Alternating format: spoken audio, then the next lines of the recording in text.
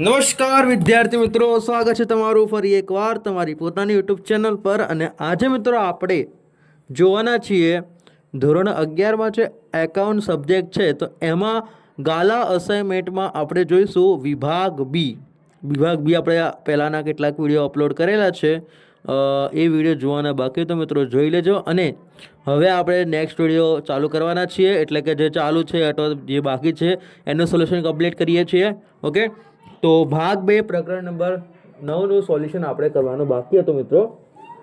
તો એ ભાગ 2 પ્રકરણ નંબર 9નું સોલ્યુશન આ વિડીયોમાં મિત્રો આપણે જોવાના છે. તો વિડીયોને મિત્રો લાઈક અને ચેનલને મિત્રો સબસ્ક્રાઈબ કરવાનું ભૂલતા નહીં. ઓકે, અને હા, જો મિત્રો તમે આ સંપૂર્ણ ગાલા અસાઇનમેન્ટના સોલ્યુશનની પીડીએફ મેળવવા માંગતા હોય તો તમને જે મોબાઈલ નંબર દેખાઈ રહ્યો છે તે મોબાઈલ નંબર મિત્રો કોલ કરી દો.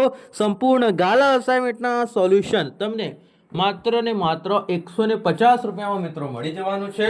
તો જરૂરથી કોલ કરીને એ આખા ગાલા અસાઇનમેન્ટના સોલ્યુશનનું પીડીએફ મિત્રો મેળવી લેજો. ઓકે, તો જોઈએ આગળ પ્રશ્ન નંબર 1 શું કહેવા માંગે છે કે જોઈએ કે પહેલું છે બિન વેપારી સંસ્થા એટલે શું? બિન વેપારી સંસ્થા એટલે શું? જવાબ: જે સંસ્થાનો મુખ્ય હેતુ નફો કમાવાનો ન હોય પરંતુ સમાજની સેવા કરવાનો કે સભ્યોને સગવડ પૂરી પાડવાનો કે સભ્યોના કલ્યાણ અર્થે પ્રવૃત્તિ કરવાનો હોય તેને બિન વેપારી સંસ્થા કહે છે. જે સંસ્થાનો મુખ્ય હેતુ નફો કમાવાનો ન હોય પરંતુ સમાજની સેવા કરવાનો હોય કે સભ્યોને સગવડ પૂરી પાડવાનો હોય કે સભ્યોના કલ્યાણના અર્થે પ્રવૃત્તિ કરવાનો હોય તેને બિન વેપારી સંસ્થા કહે છે. ત્યારબાદનો છે બીજા નંબરનો પ્રશ્ન છે તમારો કે ઉપજ ખર્ચ ખાતાની ઉધાર બાકી એટલે શું? ઉપજ ખર્ચ ખાતાની આ પ્રશ્ન મિત્રો તમને ક્યાંય નહીં મળે, પણ આપણે શોધી કાઢ્યો છે એટલે તમને આપી દઈએ. ઉપજ ખર્ચ ખાતાની ઉધાર બાકી એટલે મિત્રો ઉપજ ખર્ચ ખાતાની ઉધાર બાકીને ખર્ચ ઉપજ કરતા વધારે કહે છે. ઓકે, ખર્ચનો ઉપજ કરતા વધારો કહે છે. ત્યારબાદ ધંધાની સ્થિર મિલકતો ખરીદવા માટે કરેલ ખર્ચ કેવો ખર્ચ કહેવાય? ધંધાની આપણે સ્થિર મિલકતો ખરીદવા માટે જે મિત્રો ખર્ચ કરતા હોઈએ છીએ, સ્થિર મિલકતો તમને ખબર જ છે, હવે 5મું ચેપ્ટર તો ભણેલા છો તમે ભાગ 2નો. તો સ્થિર મિલકતો ખરીદવા માટે જે આપણે ખર્ચ કરીએ છીએ મિત્રો, તો એને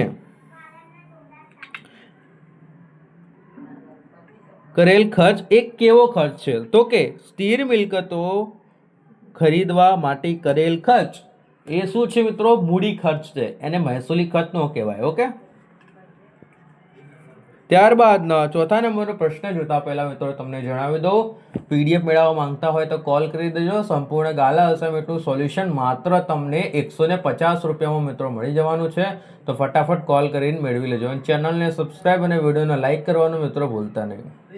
જોઈએ આગળ કે ચોથા નંબરનું છે આવક જાવક ખાતાનું સ્વરૂપ. આવક જાવક ખાતાનું સ્વરૂપ કોના જેવું છે?